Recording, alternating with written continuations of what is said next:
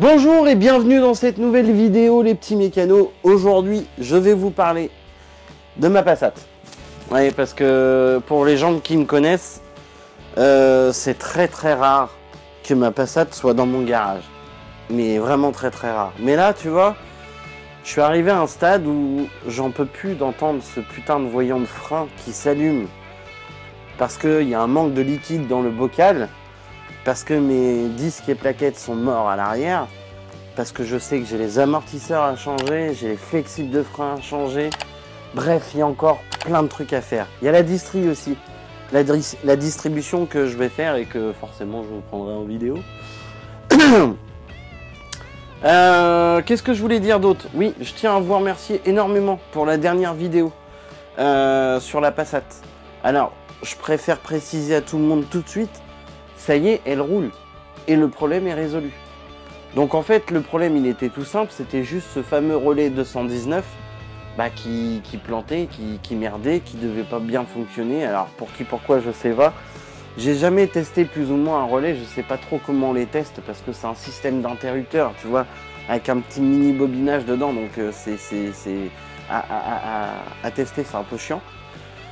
Mais sinon, voilà, pour les nouvelles, la Passat fonctionne très bien.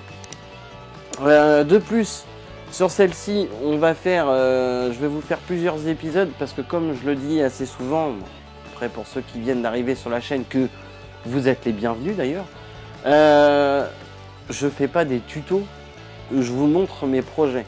Donc mes projets consistent à quoi? Consistent à remettre en état mes véhicules. Donc voilà. Qu'est-ce que je voulais vous dire d'autre? Mais rien, à part que c'est parti. Pour vous, comme d'habitude, c'est générique.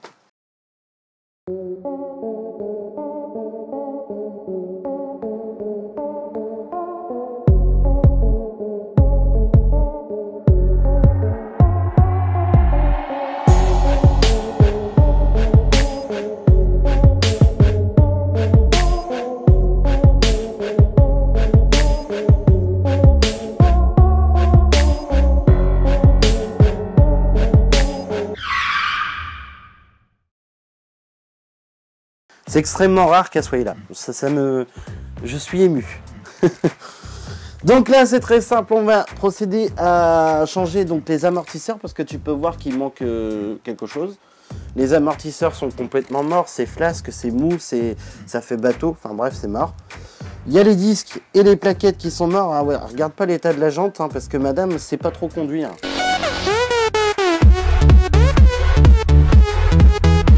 Tu vois, les trottoirs sont souvent très proches de la jante. Tu vois, ils vont être refaits. Je vous ferai une petite vidéo là-dessus où on refera ensemble toutes les petites bricoles de la Passat parce qu'il y a le capot qui est à refaire. Donc il y a tout ça qui va être refait. Qu'est-ce que je voulais dire d'autre? Donc ça, je vais commencer par faire. Et dans une prochaine vidéo pour vous, on fera l'avant. Donc qu'est-ce qu'il y a à faire à l'avant? À l'avant, j'ai les deux flexibles de frein avant parce qu'ils sont craquelés. Ils sont morts.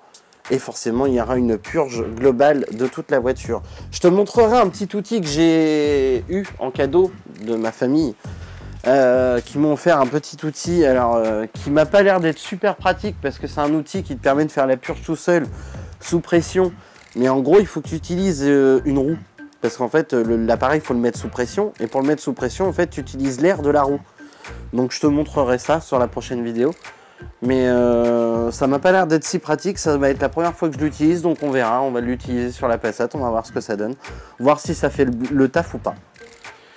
Voilà, sinon comment te dire que c'est parti, on va peut-être démonter les roues parce que ça va pas se faire tout seul, donc je te mets sur le trépied, puis go, c'est parti, comme d'habitude, petit accéléré du démontage.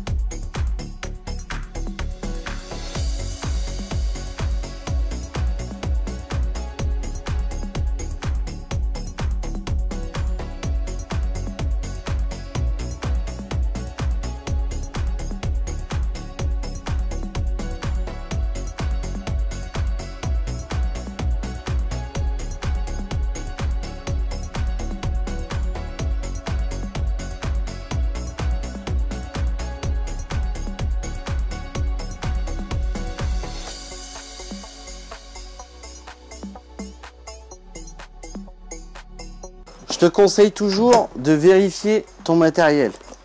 Enfin, de vérifier ce que tu as acheté, du moins.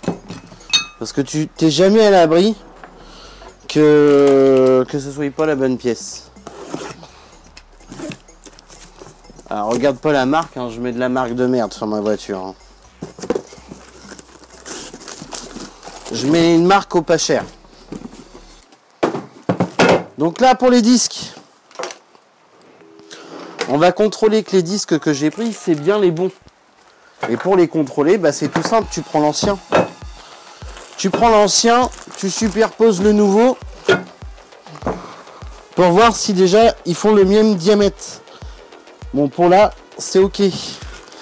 On vérifie qu'ils font la même hauteur. Pour là, c'est ok. Et forcément, on regarde bien si c'est bien du 5 trous. Parce que moi, la Passat, c'est en 5 trous, donc vérifie bien qu'elle soit en 5 trous. Donc voilà, le nouveau. Pour ce qui est des plaquettes de frein, même chose. La plaquette, tu compares. Pour comparer, tu en retournes une, tu superposes l'autre, tu vérifies que c'est exactement les mêmes.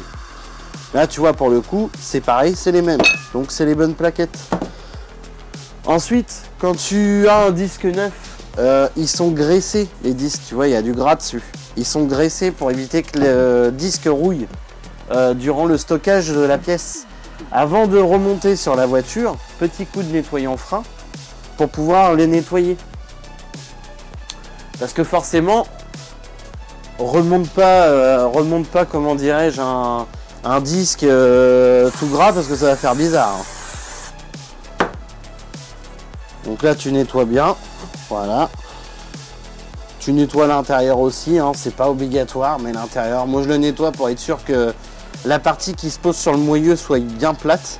Parce que là, sur cette Passat là, t'as pas le, comment dirais-je, le freinage, le frein de stationnement. Donc le frein à main se fait grâce à l'étrier. Je te prends BM, tu as des garnitures de frein à l'intérieur du disque. C'est pas le cas pour celle-ci. Donc là, moi ce que je fais, c'est je nettoie jamais, je nettoie après. Tu vois, sur la voiture, je nettoie l'autre partie parce que je vais mettre mes mains grasses dessus. Donc quand je vais prendre mon disque, je vais le prendre comme ça. Comme ça, je sais que cette partie-là n'est pas nettoyée, donc voilà, je la nettoierai à la fin. Mais après, chacun fait comme il le souhaite. Hein. Le principal, c'est que ça soit monté et que ça marche. Je prends 2 plaquettes neuves. Alors, c'est les mêmes, il n'y a pas de sens. Tu peux les mettre soit à droite, soit à gauche, soit à droite, c'est toi qui vois. Et puis forcément, bah, je prends un disque et on remonte tout ça sur la voiture. Donc c'est parti, go!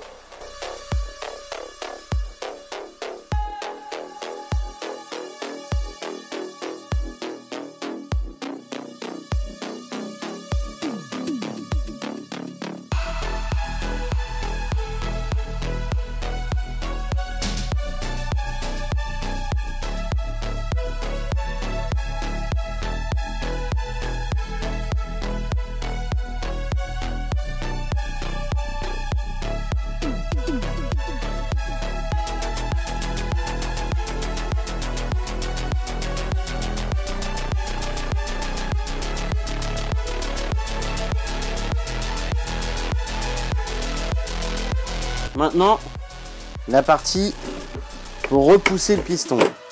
Alors, sur les Passat, le piston, pour l'enfoncer, il faut que tu appuies, mais il faut qu'il tourne en même temps. Pour ça, il va te falloir un outil. Alors, je te conseille pas ce que j'avais avant. C'est quasi la même chose que j'ai maintenant, mais en mieux. Je m'explique. Hop, je te le sors. Avant, j'avais ça. C'est un repousse-piston manuel. Le problème de ce repousse-piston-là, c'est que les cales, tu as différentes cales dessus. Bon, j'arrive pas à l'enlever. Mais en gros, j'ai une cale de ce côté-là pour des étriers spécifiques. Cette cale de ce côté-là pour d'autres étriers spécifiques. Une cale comme ça pour des étriers spécifiques. Et de l'autre côté, une autre cale. Bon, ça, c'est de la merde. Parce qu'une fois que tu remets... que tu le mets à 0, tu vas voir. En fait, quand tu as les plaquettes qui sont vraiment usées, je peux pas mettre la cale de blocage parce qu'il n'y a pas assez de place. Et même en repoussant un peu, enfin, en gros, c'est la merde. Donc, je te conseille pas cette merde. j'ai un nouveau kit qui est quasiment le même que celui que je viens de te montrer là. Sauf que le gros avantage de ce kit là, c'est que déjà tu as plusieurs cales. Et surtout c'est des cales qui sont beaucoup plus fines. Donc comme ils sont plus fines, tu peux passer amplement l'appareil. Tac. Voilà. Et tu vois par exemple, la Passat, je crois que c'est celui-ci. Si je dis pas de bêtises, peut-être plus celui-là. Enfin, je vais regarder. Mais en gros, tu mets ta cale, tu la poses dessus. Et tu vois la différence que tu as en espace entre la cale et puis ici. Contrairement à celui-ci. Tu vois? Bah grâce à celui-là, je peux passer, celui-là, je peux pas. Parce qu'il y a la deuxième cale qui est intégrée sur la même cale. La deuxième patte, en fait, qui est pour un autre étrier, me gêne, en fait, et je peux pas emmener mon repousse-piston à fond au minimum. Alors que là, oui. Donc, je te conseille plus ça. Ces kits-là, tu les trouves partout. Hein. Je crois que c'est un kit qui vient de chez Leclerc. Ça vaut une trentaine d'euros, une quarantaine d'euros. Franchement, c'est des kits qui valent le coup. Et puis, t'as pour les droitiers, pour les gauchers. C'est-à-dire que soit tu le desserres vers la droite, soit tu le desserres vers la gauche. Tu vois, les deux sont différents en fait. Donc, je te conseille vraiment cet outil-là. Mais vraiment, je te le conseille. Bon, allez, on se retrouve sur la voiture et puis on repousse le piston. C'est parti.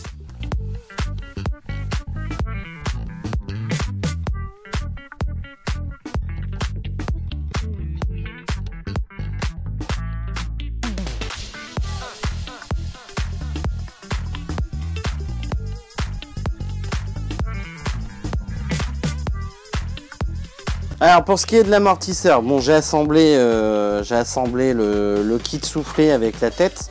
Donc c'est simple, hein, il suffit juste de manchonner ça dans ça. Et puis toute cette partie là tu la manchonnes là-dedans. Ensuite, quand tu les auras, les amortisseurs sont livrés avec des genres de Colson comme ça pour les maintenir enfoncés pour pas que ça prenne moins de place dans les cartons au final. On l'enlève et on le place. Pour le démonter, c'est très simple. Tu as une vis ici, c'est du 18 je crois. Et ici, c'est 2 de 13, si je dis pas de bêtises. Pour les retrouver sur la voiture, très simple. Extrêmement simple. Des amortisseurs qui sont extrêmement simples à faire. Juste ici. Tu vois, il y a une vis là, l'autre est de l'autre côté. T'as même pas besoin d'enlever le pare-boue pour l'enlever, ça vient tout seul. Et puis ensuite, mais il suffit juste d'enlever celle qui se trouve ici. Voilà. Et si je te dis pas de conneries, alors il va falloir certainement que tu tiennes dedans. Alors excuse-moi, on voit rien. Je vais t'apporter un peu de lumière. Voilà. Là, tu tiens cet écrou-là qui tient et tu dévisses celui-là. Voilà. C'est du 18 ou du 17, je sais plus. De toute façon, je l'ai déjà fait dans une vidéo qui concerne la Passat de mon beau-père. C'est du 16, tu vois. C'est du 16. Et de l'autre côté, c'est du 16 aussi. Ensuite, là-haut, normalement, c'est du 13. Donc, tu vois, là, je viens de la débloquer. Hein, c'est hyper simple, ça y va tout seul. Et la deuxième, elle se cache là, juste derrière. Je te dis, t'as pas besoin d'enlever le pare-boue, ça y va nickel. Franchement, pas besoin. Par contre, pour remonter, parce que moi je vais te mettre ça en accéléré parce que c'est déjà vu sur la chaîne, je vais pas te le refaire. Mais pour remonter, vu que c'est de l'alu, le support et puis au niveau de la caisse, si je te dis pas de conneries, c'est de l'alu. Les vis sont en alu surtout.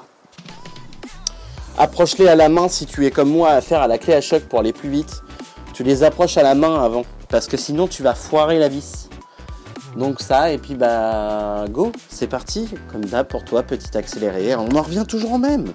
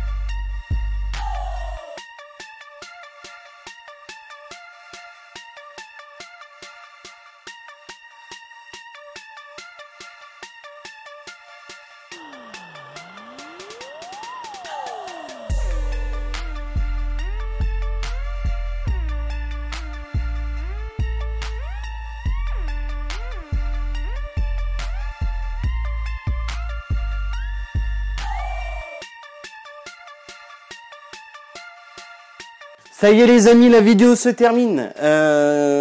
On a fait les amortisseurs, disque et plaquettes arrière. Alors j'ai fait l'autre côté hors caméra parce que bon, je veux pas te le remettre, hein, sinon ça te fait une vidéo à rallonge. Et je sais que vous aimez pas trop ça. Donc voilà, au moins tu sais, dans la prochaine vidéo, on change les flexibles avant. Je fais la purge de frein avec l'appareil que je te parlais. Je vais te mettre en lien dans la description le kit de repousse piston pour que tu vois où tu peux l'acheter. Hein, parce que franchement c'est un outil pas mal. C'était la première fois que je m'en servais parce que je l'ai eu il n'y a pas longtemps. Et au top, franchement au top. Donc voilà les amis, on n'oublie pas comme d'habitude, si la vidéo t'a plu, bien évidemment, tu n'oublies pas le petit pouce bleu que je te mets juste là. Tu n'oublies pas, bien évidemment, aussi de partager un max les vidéos. C'est très important, ça aide pour le référencement de la chaîne, encore une fois. Et surtout, tu n'oublies pas, hein, ça fait je ne sais pas combien de temps que je le répète, sur chaque vidéo d'ailleurs. Depuis le temps que tu regardes les vidéos Kev Mecha, je pense que tu peux te permettre d'appuyer sur le petit bouton s'abonner, activer la petite cloche avec toutes les notifications, justement pour que tu sois prévenu des prochaines vidéos qui vont venir. Alors, je tiens à m'excuser tout simplement. Hein. Il n'y a pas eu de vidéo la semaine dernière, tout simplement parce que j'ai pas eu le temps d'en faire une. Ah, j'avais pas d'avance et j'ai pas eu le temps d'en faire une. On a fait le déménagement de ma maman, donc bien évidemment, j'ai pas pu faire de vidéo, hein, donc j'ai pas pu t'en sortir une. Ah, tu m'excuseras. Je tiens aussi à remercier, vous n'hésitez pas à lâcher plein de commentaires. Je réponds à tous les commentaires. Je remercie tous les abonnés qui envoient des commentaires. Merci à vous. Ça m'aide beaucoup pour le cas de la Passat. Ça m'a vraiment beaucoup aidé parce que vous m'avez orienté un peu partout. D'ici peu, je vous poserai une belle colle. D'ici peu, je vous poserai une belle colle. La question, la question à 10 000 €. Voilà. Je vais te la poser tout de suite. Comme ça, ça va te permettre de bien toupiner dans ta tête et essayer de trouver où est-ce que tu peux faire ça. Alors je sais, je l'ai déjà fait sur celle-là d'ailleurs, sur cette Passat-là, j'avais reprogrammé une nouvelle clé parce que j'ai dû remplacer une clé. Et j'avais reprogrammé une clé, sauf que je me souviens vraiment plus du tout comment j'ai fait. Donc pour ceux qui savent comment reprogrammer une clé, donc je parle de la clé de contact, tu vois. Voilà, j'en ai une sur le Touran qui s'est déprogrammée et je peux plus démarrer avec. Tu vois, la petite voiture, le petit voyant d'anti-démarrage s'active. Et honnêtement, ça me fait vraiment chier d'aller chez Volkswagen pour pouvoir réencoder la clé, sachant que le VCD, je l'ai. Et en fait, je n'arrive pas à me rappeler où je suis allé. Alors, il me semble que c'est dans le calculateur moteur ou dans le calculateur instrument, mais je ne m'en rappelle plus du tout. J'ai déjà regardé un petit peu plus ou moins sur le Touran pour me rappeler un peu les manips que j'avais fait, mais vraiment je m'en souviens plus. Et il y avait une manip à faire en plus, donc voilà. Pour ceux qui savent comment on fait pour reprogrammer une clé de contact avec VCDS, au pire tu me fais une petite vidéo, tu me montres un peu comment tu fais et tu m'envoies ça par mail sur l'adresse mail de Kev Mecha que je t'affiche en dessous immédiatement. Tu m'envoies ça et puis moi je regarderai, j'essaierai. Si ça fonctionne, je le partagerai. Si je le partagerai de toute façon, hein. Parce que je trouve que dans le monde du Volkswagen, j'ai envoyé un message à Coupable qui m'a dit en gros de sous-traiter le fait de sauveter la voiture.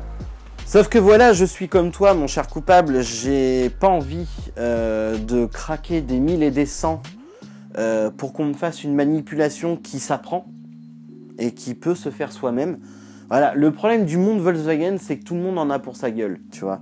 Personne partage, ça me bouffe bien les couilles parce que c'est débile déjà, c'est un peu personnel parce que voilà, ça peut aider plein de gens. Et puis il faut pas oublier qu'on n'a pas des voitures dignes de ce nom, on parle pas d'une Ferrari, hein, on parle d'une Volkswagen. Donc en général, je pense que la plupart des gens, on peut se permettre de pouvoir partager ces choses-là. Je vois pas pourquoi ça doit être un blocage pour tout le monde de garder ça pour soi. Je trouve ça vraiment con. Je rejoins beaucoup Coupable pour tout ce qui est swap, de savoir comment on modifie les swaps ou comment on fait des swaps. Peu importe la motorisation que tu vas mettre dedans. Moi j'ai eu ce problème là à l'époque, j'avais une Golf 2, 1,8 litre 90 chevaux en GU que j'ai voulu swapper, enfin que j'ai swappé en GTI 16S, il y avait plein de petites questions qui trottaient dans ma tête, notamment les pompes à essence, notamment le faisceau électrique, tu vois. Et quand tu tapes sur internet, il n'y a aucun connard qui va te dire comment tu fais, tu vois. Il a fallu que je me démerde tout seul, je l'ai fait moi-même. J'ai pas pu, parce qu'à cette époque-là, je faisais pas de vidéo pour YouTube, donc je n'ai pas pu vous montrer. Mais en soi, c'est assez simple. Honnêtement, c'est assez simple. Le schéma électrique, ça a l'air d'être un gros bordel, mais quand tu t'y penches vraiment... Moi, honnêtement, Coupable m'a bien réconcilié avec ça, parce que l'explication qu'il faisait sur tableau, il était une explication claire et simple. Donc, alors attention, ça n'explique pas tout, hein. Il y a beaucoup de choses qu'il faut tester. T'as des composants que tu peux tester en valeurométrique pour savoir si il a un bon fonctionnement, oui ou non. Voilà, bon, ça reste à part, mais en soi, ça aide beaucoup. Je vous mets justement en fiche le lien vers sa chaîne YouTube. Il fait beaucoup de swap Volkswagen. Principalement c'est du VR6 24 soupapes ou du VR6 en 12 soupapes. Voilà, je vous envoie vers sa chaîne. Honnêtement, allez le voir, c'est quelqu'un qui sait ce qu'il fait et qui a envie de partager, donc n'hésitez pas, n'hésitez vraiment pas à aller voir cette chaîne. Sur ce, je vous dis à la prochaine pour une nouvelle vidéo les amis. Pouchou.